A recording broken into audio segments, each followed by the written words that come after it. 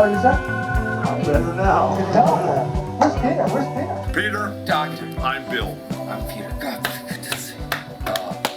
Yeah. Let's take a picture of you, me, and this and send it to him. Come on. Should we? Yeah. Come on. Come on. Get in here in the picture. Here, bro. Oh, Austin. Did you get one of these? Yeah. You did good. What do we do on the walls? I was telling Julia. Have not. We like the same things. That's This is a Relix conversation with the Relics. I am a relic. Well, you've endured, so you've made it through with I left home 46 years ago, and I'm just still going. And I've never been busier. I've never been happier, and I haven't been this healthy since elementary school. And I never thought that I would get back in the pit. I thought I was relegated to the chairs. I was relegated to the soundboard. I was relegated to the stage, and I would never get back up in the front. And there's nothing like the pit. And I'm back in there, and while I'm happy as can be, the rest of the fans are mad as can be. well, somewhat to that end, right? What do you got there, by the way? This, incidentally, Mr. Walton, is your book. Oh my gosh, Simon & Schuster, my great partners, they've done a fantastic job. Julia, John, Bob, Stephen, just incredible teammates. And then Mike Dubois did all the artwork in there. Mike Dubois, a fantastic artist up in Woodstock there, and he helped us, he saved us, he created the dream and the vision, so it's been fantastic. You know, I noticed, by the way, the cover was almost you on stage at Fare Thee Well. Didn't quite.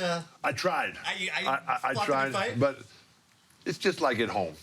I'm not in charge, and so our great friends at Simon & Schuster, you know, it's always a battle, always a struggle.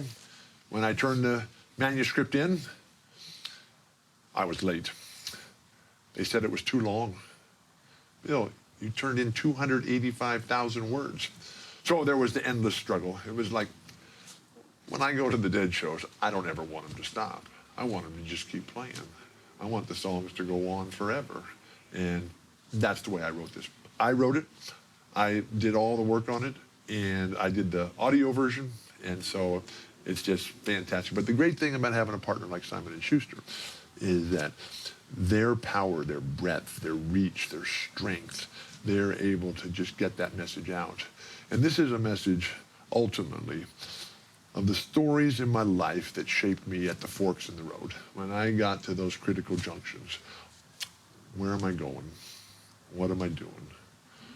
Who's it going to be with? All those different moments, epiphanic moments in your life where you just say, you know, how's this going to play out? You know, what am I going to choose? The same way 49 years ago, Dean, when I first heard the Grateful Dead, I said, I'm with those guys. And I got to my first show in 1967. I got in free, as most everybody else did too. And I got to the front of the stage, and I never left.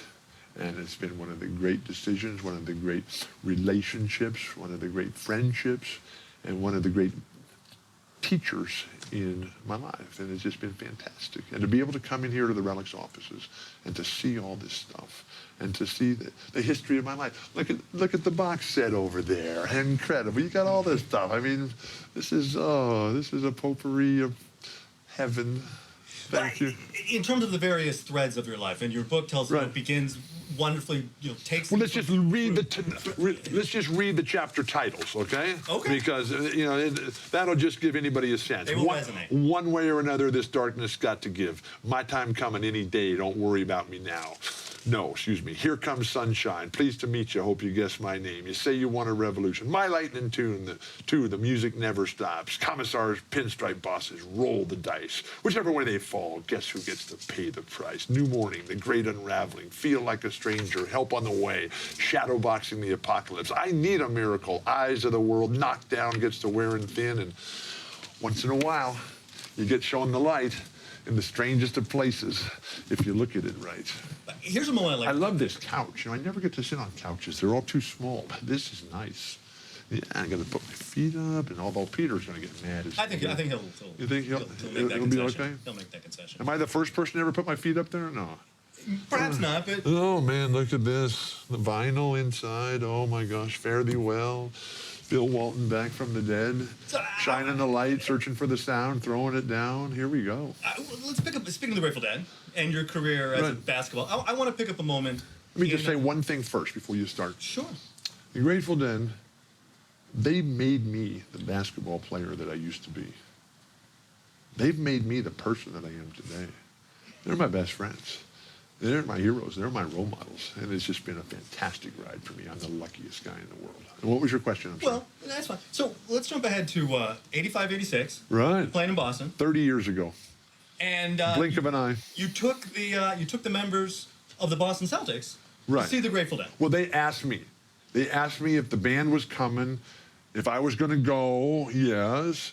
Can they come too? I think we can work something out. And so it was fantastic. And what was that like? What was there? How did they receive the music? How did the band receive it? They had the time of their lives. And all you had to know is it was a spectacular evening. Everybody on the team went with the exception of Danny Ainge. His wife would not let him go. We all met at Larry's house, who arranged for a fleet of limousines to take the whole team over across town to go to the show. We pull in, we drive right into the building, we go backstage. I'm introducing everybody back and forth.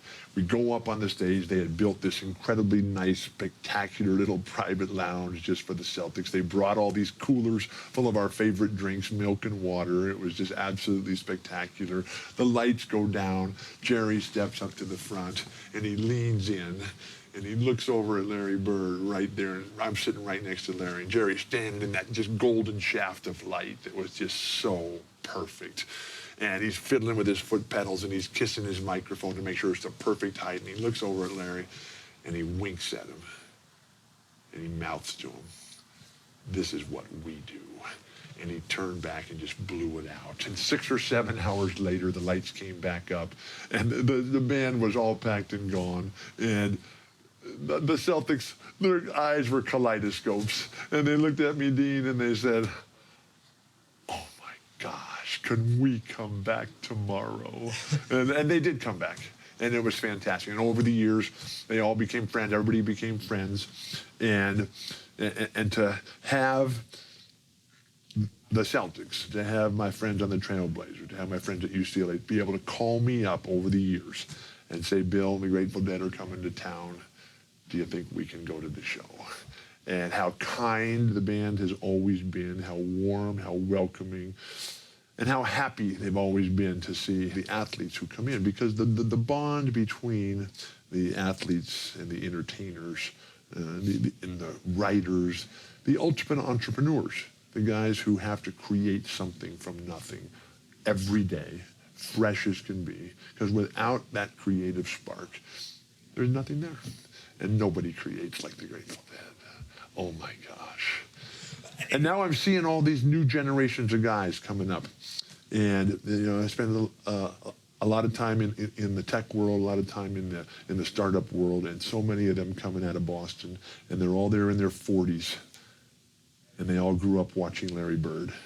The same way that we all grew up watching Jerry and Bob and Phil and BK and Mickey and whoever the keyboard player was, Brent or Keith or Hornsby or all of them, now Jeff.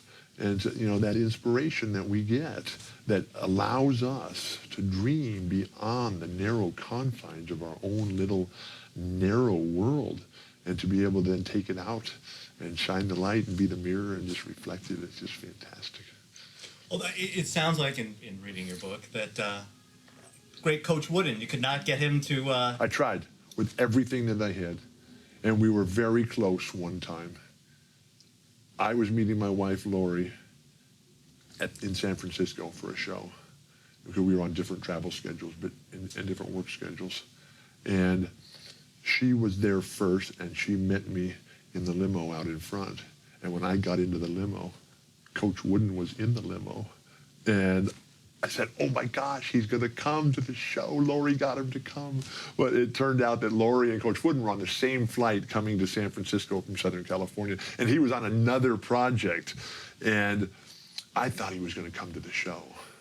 But he didn't show up. I was so mad. I mean, I worked that guy so hard.